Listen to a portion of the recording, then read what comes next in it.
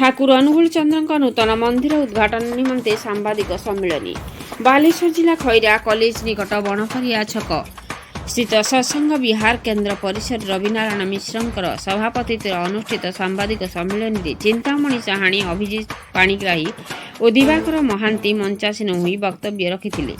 ସତ୍ସଙ୍ଗ ବିହାର କେନ୍ଦ୍ର ପରିସରରେ ନବନିର୍ମିତ ଶ୍ରୀ ଶ୍ରୀ ଠାକୁର ଅନୁଗୁଳ ଚନ୍ଦ୍ରଙ୍କ ମନ୍ଦିରର ଶୁଭ ଉଦ୍ଘାଟନ ଉତ୍ସବ ଆସନ୍ତା 18/12/2024 ତାରିଖରେ ଅନୁଷ୍ଠିତ ହେବ ବୋଲି ଘୋଷଣା କରିଥିଲେ। ଏଥିରେ ବିଭିନ୍ନ ସ୍ଥାନରୁ ଅସଂଖ୍ୟ ଭକ୍ତଙ୍କ ସମାଗମ ହେବ। କିପରି ଶାନ୍ତି ଶୃଙ୍ଖଳା ସହିତ ଉତ୍ସବ ସମାପନ ହେବ, ସେଥିପାଇଁ ଆବଶ୍ୟକ ସ୍ଥାନୀୟ ପ୍ରଶାସନ ନିକଟରୁ ଅନୁମତି ମିଳିଛି।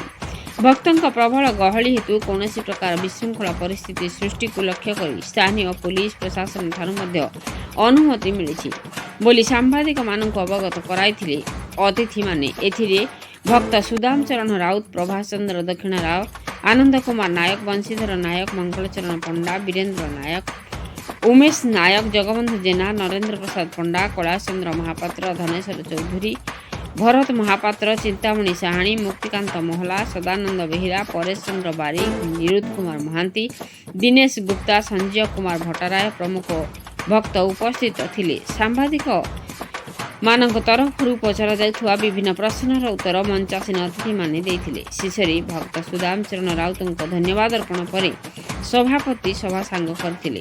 ସବୁଠାରୁ ବଡ଼ ଆଶ୍ଚର୍ଯ୍ୟର କଥା, ଠାକୁର ଅନୁଗୁଳ ଚନ୍ଦ୍ରଙ୍କ ଅଣନୀତି ଅକ୍ରଦ୍ୟୁତି ଚକ୍ରବର୍ତ୍ତୀ ବର୍ତ୍ତମାନ ଆଚାର୍ଯ୍ୟ ହେବ, ଯାହାଙ୍କ କରକମଳରେ ଶ୍ରୀମନ୍ଦିର ଉଦ୍ଘାଟନ ହେବ। ତାଙ୍କ ଦର୍ଶନ ନିମନ୍ତେ ଅସଂଖ୍ୟ ଭକ୍ତଙ୍କ ସମାଗମ ନିଶ୍ଚୟ ଖଇରା ମାଟିକୁ ଧନ୍ୟ କରିବ, ଏଥିରେ ସନ୍ଦେହ ନାହିଁ। ବାଲେଶ୍ୱରରୁ ନରେନ୍ଦ୍ର ପ୍ରସାଦ ବେହେରାଙ୍କ ରିପୋର୍ଟ, ମସିହା ନ୍ୟୁଜ। ଆପଣ ମସିହା ନ୍ୟୁଜର ୟୁଟ୍ୟୁବ ଚ୍ୟାନେଲକୁ ସବସ୍କ୍ରାଇବ୍ କଲେଣି କି? ଯଦି କରିନାହାନ୍ତି ଏବେ କରିନିଅନ୍ତୁ।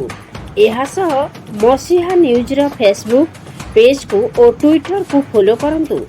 ତା ସହ ମସିହା ନ୍ୟୁଜର ଏପ୍ ଆସିଗଲାଣି, ନିଜ ମୋବାଇଲରୁ ପ୍ଲେ ଷ୍ଟୋରରୁ ଡାଉନଲୋଡ୍ କରିନିଅନ୍ତୁ। ଜୟ ଜଗନ୍ନାଥ। ଦୀର୍ଘ 9 ବର୍ଷ ଧରି ଯେ ଅପେକ୍ଷାରେ ରହିଛନ୍ତି ଯେ କେବେ ଆସିବେ ଆଚାର୍ଯ୍ୟ ଦେବ, ଯାହାଙ୍କର ପାଦବସ୍ତରେ ଏ ଖଇରା ମାଟି ପବିତ୍ର ହେଇଯିବ, ମହାନ ହେଇଯିବ, ଆଉ ତାଙ୍କ ଆଖି ସହିତ ଆମର ଆଖି ମିଳେଇ ଆମେ ଧନ୍ୟ ହେଇଯିବା। ଏଇ 2016ରୁ 2024 ଭିତରେ ଅନେକ ଘଟଣା ଘଟି ଯାଇଛି ଏବଂ ଯେଉଁ ବ୍ୟକ୍ତିତ୍ୱମାନେ ଏ ଅନୁଷ୍ଠାନକୁ ଆରମ୍ଭ କରିଥିଲେ ସେ ଆଜି ଆଉ ଆମ ଗଣରେ ନାହାନ୍ତି। ଇଏ ସତ୍ୟ ହେଇଯାଇଛନ୍ତି। ଅନେକ ଭାଇମାନେ, ଅନେକ ମାମାନେ ଅନେକ ପରିଶ୍ରମ କରିଛନ୍ତି, ଯୋଉଟାକୁ ଆମେ ଭାଷାରେ ବର୍ଣ୍ଣନା କରିବ ନାହିଁ, କିନ୍ତୁ ପରମ ଦୟାଳ ଶ୍ରୀ ଠାକୁରଙ୍କର ଖାତାରେ ତାଙ୍କର ଦସ୍ତାବିଜରେ ହିସାବ ହେଇ ରହିଛି। ତେବେ ଯାହା ହଉ ଯେ ସମସ୍ତେ ଏ ଅଞ୍ଚଳର ସମସ୍ତ ଭାଇମାନେ, ମା ମାନେ ବର୍ତ୍ତମାନ ସମସ୍ତେ ଉତ୍ସାହିତ, ସମସ୍ତେ ବର୍ତ୍ତମାନ ଇମୋସନାଲ ଯେ ଆଚାର୍ଯ୍ୟ ଆସିବେ। ସେହି ଅବସରରେ କିଏ ଭାଇଟିଏ ତାର ଲୁଙ୍ଗିରେ ପୁଛି ପକାଉଛି, କୋଉ ଜାଗାଟେ ହେଇଯାଇଛି, ମାଟେ ଶାଢ଼ୀ କାନ୍ଧରେ ପୁଛି ପକାଉଛି, ଆଉ କୋଉ ଭାଇମାନେ ଭଉଣୀମାନେ ହାତରେ ପୁଛି ପକାଉଛନ୍ତି ଯେ ଆଚାର୍ଯ୍ୟ ଆସିବେ। ତେବେ ଏହି ଘଟଣାକୁ ପ୍ରତି ଦ୍ୱାରେ ପ୍ରତ୍ୟେକ ଭାଇମାନଙ୍କ ପାଖରେ, ପ୍ରତ୍ୟେକ ମା ମାନଙ୍କ ପାଖରେ ପହଞ୍ଚିବା ପାଇଁ ଆଜି ଏହି ପ୍ରେସ୍ କନଫରେନ୍ସ ଆମେ ଆଶା କରୁଛୁ। ନିଶ୍ଚିତ ଭାବରେ ଆମର ଯେଉଁ ସାମ୍ବାଦିକ ବନ୍ଧୁମାନେ ଅଛନ୍ତି, ନିଶ୍ଚିତ ଭାବରେ ପ୍ରତି ଘରେ ପ୍ରତି ଭାଇମାନଙ୍କୁ, ଭଉଣୀମାନଙ୍କୁ ଏ ସମ୍ବାଦ ତାଙ୍କ ମାଧ୍ୟମ ଦେଇ ତାଙ୍କର ଯେଉଁ ମିଡ଼ିଆ ଅଛି, ଇଲେକ୍ଟ୍ରୋନିକ୍ସ ମିଡ଼ିଆ, ପେପର ମିଡ଼ିଆ ଦେଇ ପହଞ୍ଚି ପାରିବେ। ଏ ଯେଉଁ ବନ୍ଧୁମାନେ ଆମକୁ ସାହାଯ୍ୟ କରୁଛନ୍ତି, ସାମ୍ବାଦିକ ବନ୍ଧୁମାନେ, ନିଶ୍ଚିତ ଭାବରେ ମୁଁ ତାଙ୍କୁ ଏ ଅନୁଷ୍ଠାନ ତରଫରୁ, ମୋ ତରଫରୁ ଧନ୍ୟବାଦ ଜଣାଇବି ଏବଂ ସ୍ୱାଗତ ଜଣାଇବି। ତତ୍ ସହିତ ଆମର ଯେଉଁ କବି ବନ୍ଧୁମାନେ ଅଛନ୍ତି, ପ୍ରାଣର ଆମର ଭାଇମାନେ ଅଛନ୍ତି, ତାଙ୍କୁ ମୁଁ ଯଥାଯୋଗ୍ୟ ସମ୍ମାନ, ପ୍ରଣାମ ଏବଂ ଜୟଗୁରୁ ନେଉଛି। যে উদ্দেশ্যে আমার কার্যক্রম, সেই কার্যক্রমকে আমি আগুয়া নেবা। তেমনি সর্বপ্রথমে যে মঞ্চ অপেক্ষা করেছি, যে মঞ্চে বসে কার্যক্রম আগেব, সর্বপ্রথমে মু তাঁকু আহ্বান করিবি যে আমার অত্যন্ত আপনার সম্মানীয় চিরপূজ্য এ খৈরা অঞ্চলবাসীক সৎসঙ্গ রাজ্য সহিত যে উৎপন্ন ভাবে জড়িত শ্রীযুক্ত রবীন্দ্রনাথ মিশ্র মহোদয়ଙ୍କୁ ডাকিবি যে পরমদাস শ্রী ঠাকুরଙ୍କ সভাপতি দেই সে মঞ্চକୁ আসে।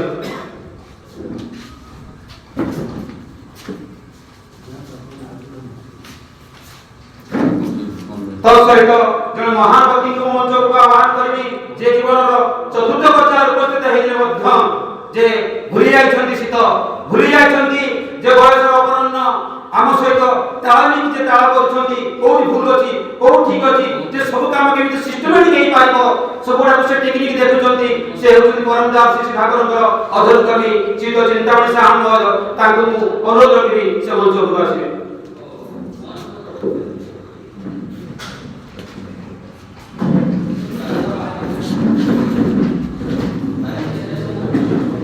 এই চিন্তামণি সাহা মহোদয় সম্পর্কে ଆଉ ଟିକେ କଥା କହିବି।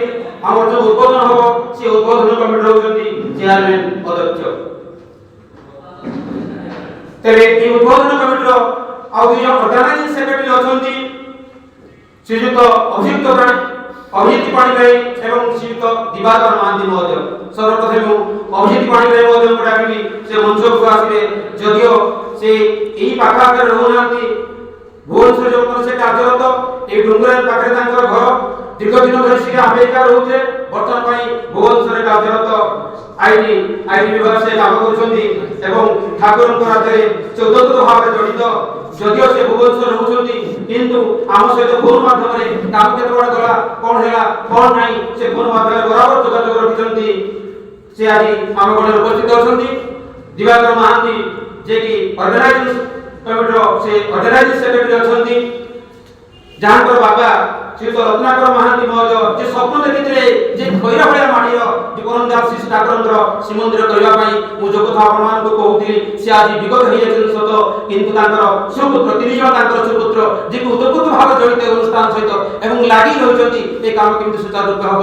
ଯଦି ସେ ବର୍ତ୍ତମାନ ଝାରସୁଗୁଡ଼ାରେ କାର୍ଯ୍ୟରତ, କିନ୍ତୁ ଆମ ସହିତ ଏ କ'ଣ କାମ ଆଗାମୀ 18 ତାରିଖରେ ସକାଳ ଠାରୁ ସନ୍ଧ୍ୟା ପର୍ଯ୍ୟନ୍ତ ବହୁ ସାଡ଼ମ୍ବରରେ, ବହୁ ମହାସମାଜରେ ତେଜଦୀପ୍ତ ଭାବରେ ଆଚାର୍ଯ୍ୟଙ୍କ ଆଶୀର୍ବାଦକୁ ପାଛାଇ କରି ଏ ପ୍ରକାର ଆମର ଖଇରା ଶ୍ରୀମନ୍ଦିର ସତ୍ସଙ୍ଗ ଉଦ୍বোଧନ ଏଠାକାର ଯେଉଁ ସମସ୍ତ ଜ୍ଞାନୀ ଗୁଣୀ ବିଜ୍ଞ ଲୋକମାନେ ଯେଉଁମାନେ ଉପସ୍ଥିତ ଅଛନ୍ତି ପ୍ରତ୍ୟେକଙ୍କୁ ମୁଁ ଆଜିକା এই মঞ্চের এবং সমস্তଙ୍କୁ ମୋ ଅଞ୍ଚଳ ସାଧୁବାଦ ଜଣାଉଛି ଏବଂ ଜୀବନ ବର୍ଦ୍ଧନର ସହାୟକ ଖଇରା ଶ୍ରୀମନ୍ଦିର ପାଇଁ ଆପଣମାନଙ୍କୁ ମଧ୍ୟ ଶେଷ ଉକ୍ତି ମୋର ସମସ୍ତଙ୍କୁ ସାଧୁ ନିମନ୍ତ୍ରଣ ହେଲା। ଆପଣମାନେ ଆସିବେ ସପରିବାରେ ଏବଂ ସାମ୍ବାଦିକ ବନ୍ଧୁମାନଙ୍କୁ ବିନମ୍ର ନିବେଦନ, ଏହା ପ୍ରଚାର ପ୍ରସାର ସମସ୍ତ କଥା ଅଧିକରୁ ଅଧିକ ପ୍ରସାରିତ ହେବ। କାରଣ ଆପଣମାନେ ଏ ମାଟିର ଜନ୍ମ, ଏ ମାଟିର ଉଦ୍ଦୀପ୍ତ ପାଇଁ, ଏ ମାଟିର ବର୍ଦ୍ଧନ ପାଇଁ ଜୀବନ ବର୍ଦ୍ଧନର ମାନେ ସମସ୍ତଙ୍କର ଜରୁରୀ ଯେ ଠାକୁର ଯେ ମଣିଷ ହେଇକି ଆସିଥିଲେ, ମଣିଷ ଭଗବାନ ହେଇକି ଆସିଥିଲେ। ଏଇଟା ପ୍ରଥମେ 1917 ମସିହାରେ ଆରମ୍ଭ ହେଇଥିଲା ବିଶ୍ୱଗୁରୁ ସମ୍ମିଳନୀ। ସେଠି କଲିକତାରୁ ଜଣେ ବିଶିଷ୍ଟ ଲୋକ ସାକ୍ଷ୍ୟ ସିଂ ପଠେଇଥିଲେ କଲିକତା। ସେତେବେଳେ ସେ ଯାଇଥିଲେ, ଠାକୁରଙ୍କୁ ଦର୍ଶନ କରିଥିଲେ ଏବଂ ଠାକୁରଙ୍କ ସହିତ ବାର୍ତ୍ତାଳାପ କରିଥିଲେ। ତାପରେ ଆସି ସମସ୍ତଙ୍କର କଲିକତାରେ ପ୍ରଚାର କରିଥିଲେ, କହୁଛନ୍ତି ଠାକୁର ଅନୁକୂଳ ପ୍ରକୃତରେ ମଣିଷ ଭଗବାନ ହେଇଥିଲେ, ତାର ସମାଧାନ ଦେବା ପାଇଁ ଚାହାନ୍ତି, ତାହେଲେ ତାଙ୍କ ପାଖକୁ ଯାଇକି ତାର ସମାଧାନ ଦେବେ। ଅଧ୍ୟକ୍ଷ ସମ୍ମାନନୀୟ ରବୀନ୍ଦ୍ରନାଥ ଠାକୁରଙ୍କର ସବୁକିଛି ଜୟ, ସମ୍ମାନନୀୟ ଅଭିଜିତ ଭାଇ ଏବଂ ଦିବାକର ଭାଇ, ମୋର ସମ୍ମୁଖରେ ଉପସ୍ଥିତ ସାମ୍ବାଦିକ ବନ୍ଧୁଗଣ, ମୋର ସମ୍ମାନନୀୟ ଭାଇମାନେ, ସମସ୍ତଙ୍କୁ ଏ ଶୁଭ ଅବସରରେ